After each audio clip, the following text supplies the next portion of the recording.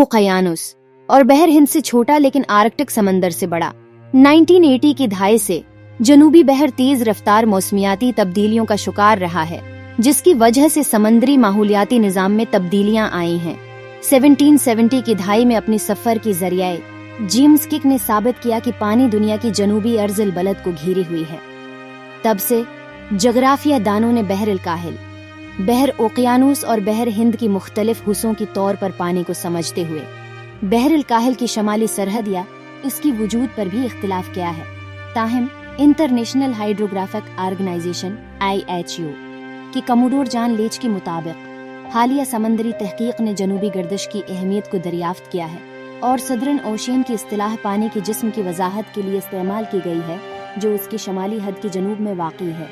गर्दिश ये IHO की मौजूदा सरकारी पॉलिसी बनी हुई है कि उनकी 2000 में इसकी तारीफों पर नज़रसानी की गई है, जिसमें जनूबे बहर बिशमूल सैतवें मुतवाज़ी के जनूब में पानी अभी तक अपनाया नहीं गया है। दूसरी मौसमी तौर पर इतार चढ़ाव वाली अंटार्कटिक कन्वर्जेंस को कुदरती हद समझते हैं।